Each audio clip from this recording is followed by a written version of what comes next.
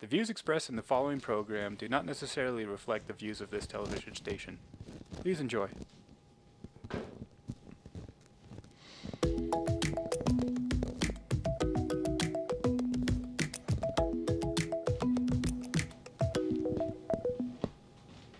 Welcome to the Impact and Influence Show. I'm your host, Rob Harter. This show is all about featuring people and organizations that are really making a difference in their community, whether their school, their nonprofit, their business, or even their neighborhood. Well, today's guest is talking about a very relevant topic: emergency preparedness. In fact, it's super ironic that just this morning we had 2 earthquakes down in the Salt Lake Valley region. And so we have Nancy Johnson. She is an emergency preparedness specialist, and she's here to talk all about, are you ready for an emergency? And she's got all kinds of things we're going to look at. She's got some food, some kits, and I think it's going to be really important for you, particularly if you're a skeptic out there. After the earthquakes happening today, maybe that'll just kind of wake you up to say, are you ready for a big event to happen? Because you think about it, in Utah, whether it be Salt Lake region, certainly in the Park City area, earthquakes are number 1, and then maybe fires are number 2 in terms of the most possible natural disasters that could happen. So the question is, again, are you ready for that? So that's what we're going to talk about, is what does it mean that she is an emergency preparedness specialist? What does that entail? And then what do you need to be prepared for in case there really is a large earthquake? So we're going to take a quick break, but keep it right there on Park City Television. And when we come back, our first guest, Nancy Johnson.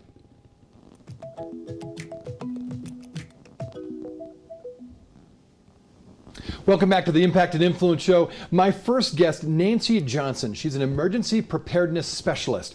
And so, Nancy, first of all, thanks for being on the show. Well, thank you. It's so important that you're here, and it really is ironic.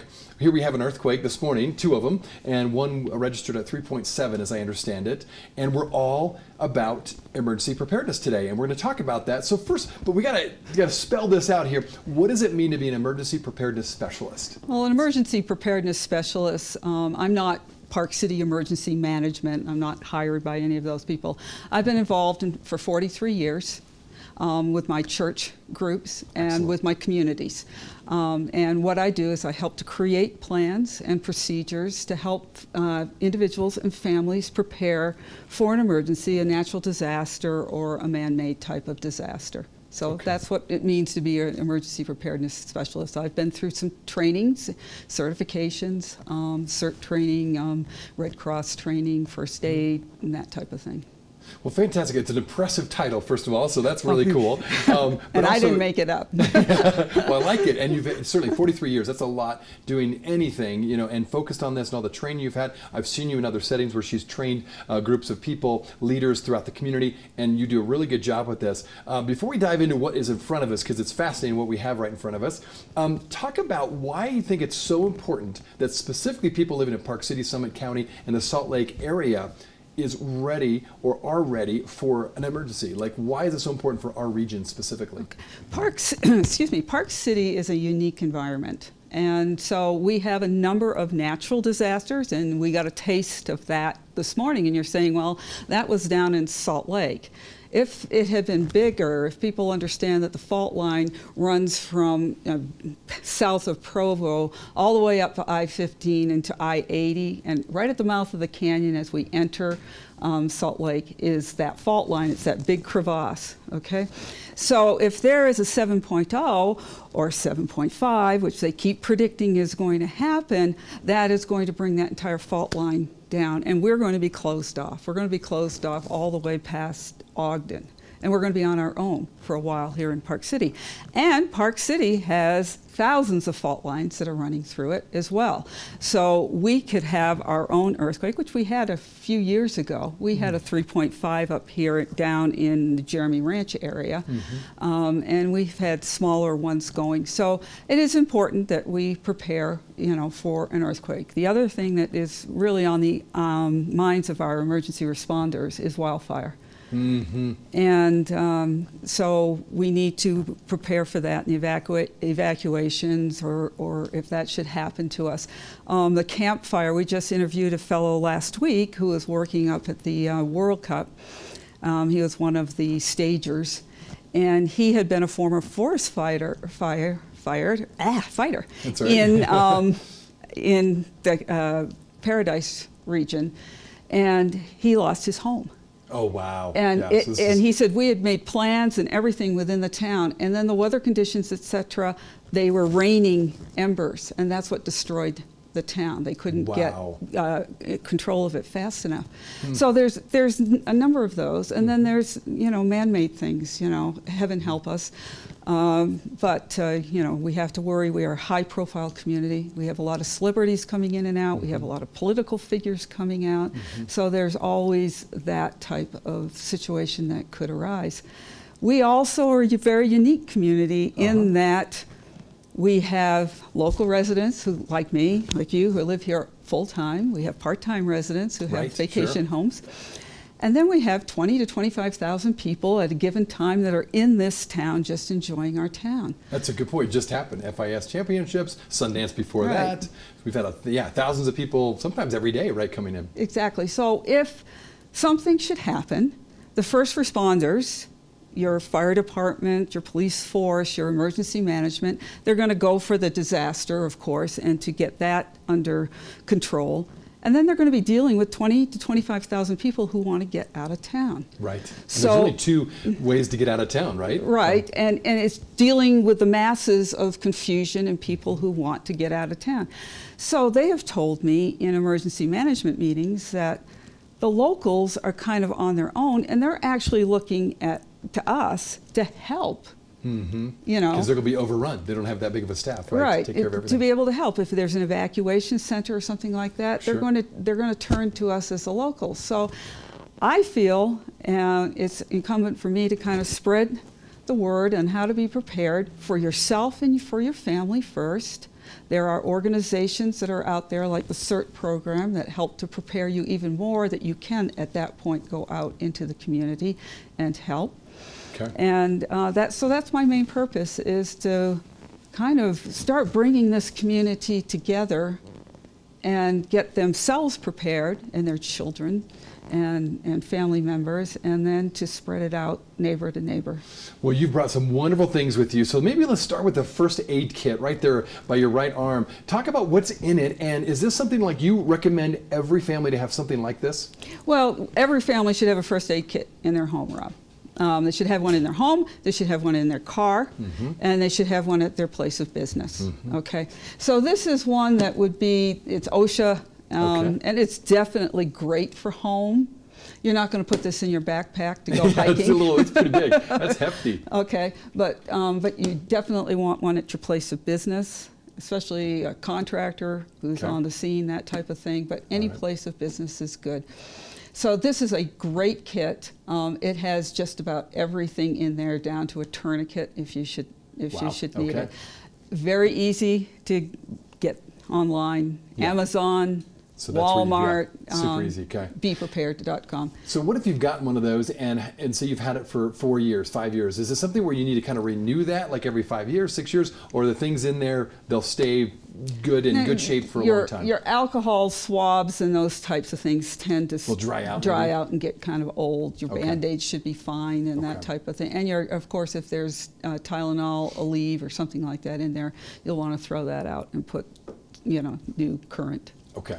Sounds good. Non-expired ones So in. that's the first thing you would say. If you have the first step would be get something like that, a first aid kit, car, house, and work of business or wherever you work. Right. Car is important because you never know. I mean, people, I used to take my kids to soccer practice and they'd Sure. get bummed up, and I'd have a first aid kit and be able to, fix it up or whatever. And heaven help us, if there's an accident on the road and you're one of the first people to respond. Sure. You have that ability to be able to help in some small way, Okay. until the first responders arrive. All right, So- and what's next to you right there? So What's this what- this is another first can aid hold kit. that up to the camera, yeah. This one's another first aid kit that, sorry, Some extra I really ones. recommend. And it zips up. Now this one can go in a backpack. Nice, When right. it's soft and it's lightweight, Mm-hmm. and so you can use this for hiking or country skiing Okay. or whatever, so that you have that. available. And what's in there that's different from here? I'm assuming just Not too quantity. much. It's about the same, just smaller quantities? Yeah, just smaller quantities. Okay. You know, you have your ibuprofen, you've got your Band-Aids, you've got your antiseptics, you've got your nitrile gloves, you know, if you should happen to have anything. Now, if I was going to go into the back country, and I always want one in my car or on my evacuation kit, this is a trauma kit. Ah, okay, hold that up a little bit, yeah. So this is a trauma kit. Interesting. Okay, what's in there? What And are those it items? just folds back up like this. So it's easy to carry. And Perfect. it goes in this case, and you Right. just drop it in a backpack or in your car kit super or whatever. lightweight. So this is a tourniquet. Okay. So that will stop the bleed. This also is a pressure, they call it an Israeli trauma badge. So if I have a thing down there, it goes down, the press, it absorbs while I'm waiting for the first responders, and I can stop the bleed. This is a splint. So this is, I'm not going to open it now, but it rolls out and it can be molded to your, and then you just run, you know, t-shirt, whatever you've got that can hold it in place. And you can hold the leg, you can hold the arm until you can get to the first. Fabulous. So all lightweight. Now we're going to have to take a quick break, but when we come back, here's what's going to be fun. We also have some food here. We have some water. We're actually going to taste a few of these things. So it's a little bit of a cooking show, if you want to call it that, for emergency preparedness. So we do need to take a quick break, but keep it right there on Park City Television. And when we come back, we're going to dive into some of the fun stuff here. Keep it right there.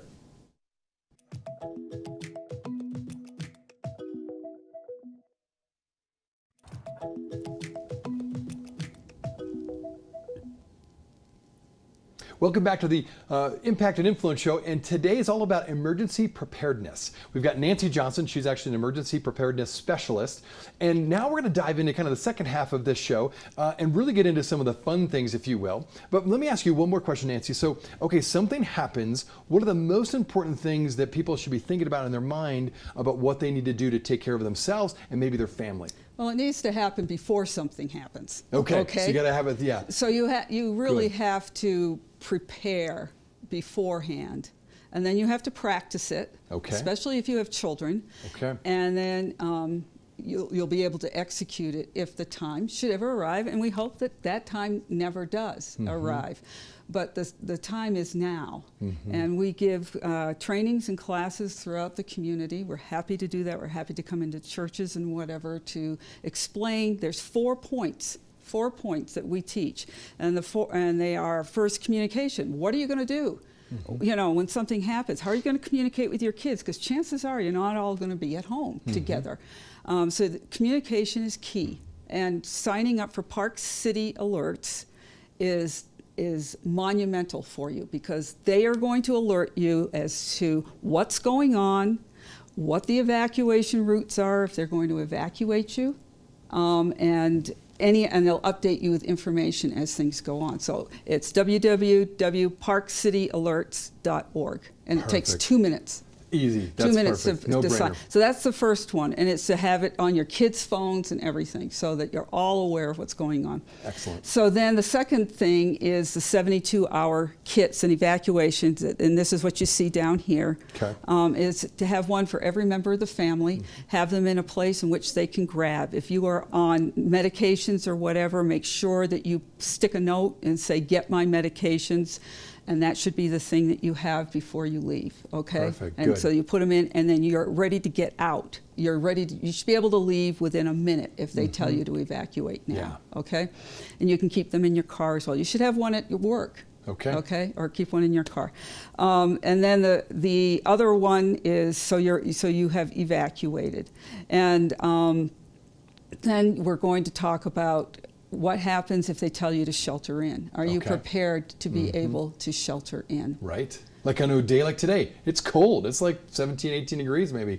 What do you, I mean, so you have to shelter in and have warm things around with no gas, no heat, no utilities, right? How are you going to operate your home if you're told to shelter in, they turn off the gas? Or if there's a pandemic and they tell you got to shelter in for 2 weeks during that contagion period, you know, you're going to be able to feed your family, you know, and all of that type of thing. Are you going to have medications? It just takes thinking about the different scenarios, and that's what we do, is we come out and we help you walk through some of the things that are most applicable to Park City. Okay.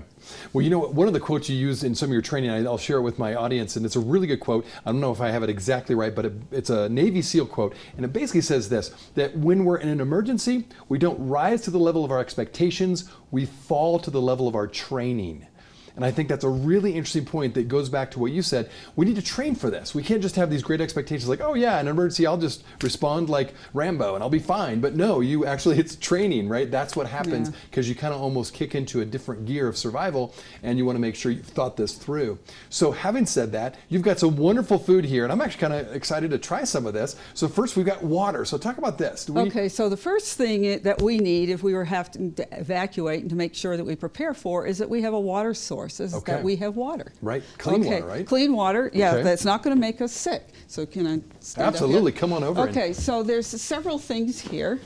You can put these are really easy. Yeah. These are really easy to just put in a kid's pack. They're lightweight.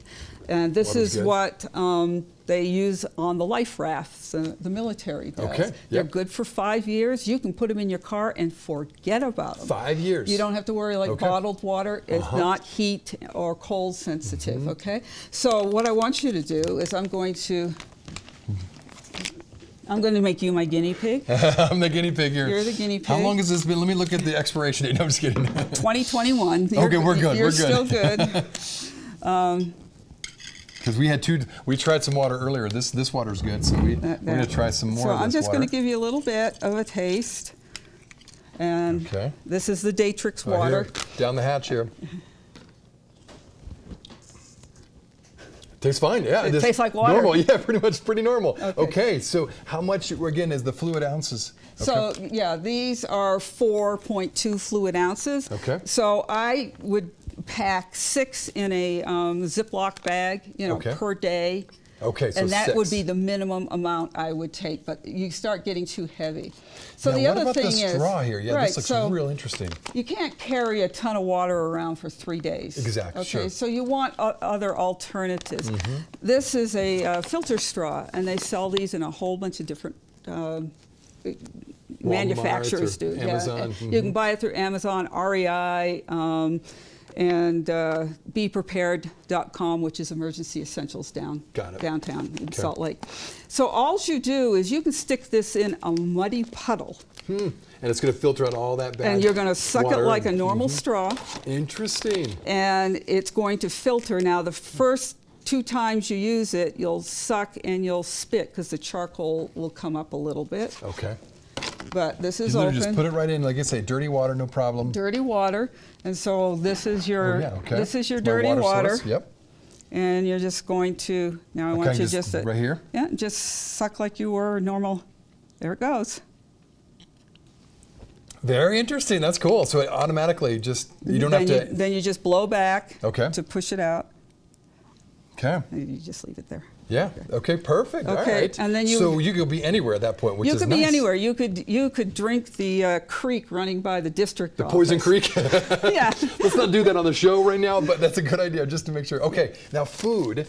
We've got an interesting fudge brownie, but it looks like it's kind of a hard tack, I think is often the term you hear, right? Well, it's not that hard, but the first thing they usually put in a kit kit like this for food is kind of like an energy bar. Again, this is a military. Just break off a little piece. It's supposed to be lemon flavored. Yeah, right. Okay.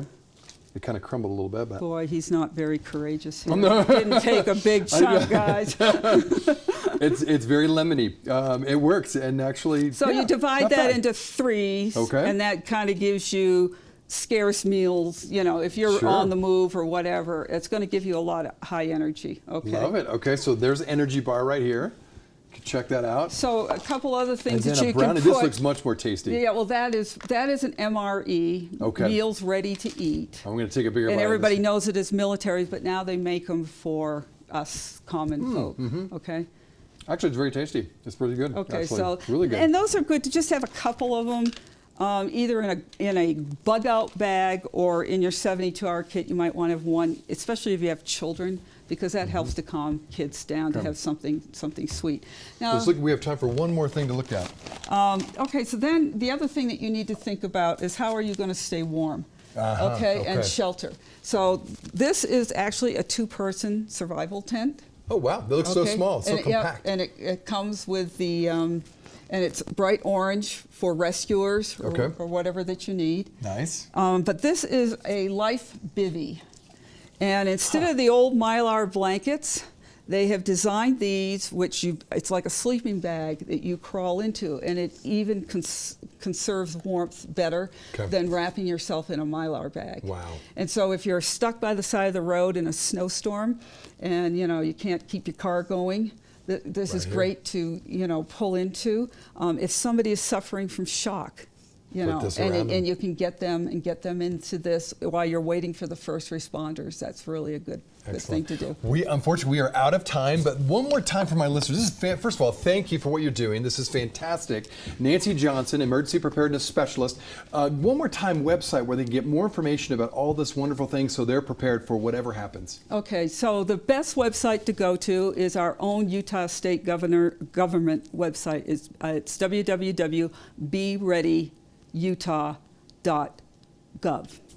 Excellent. And it'll give you information on all kinds of disasters and everything that you need. Wonderful. Okay, so again, we got to take a quick break, but this has been really fun. I feel like I'm ready for whatever happens. So let's take a quick break. We'll come right back.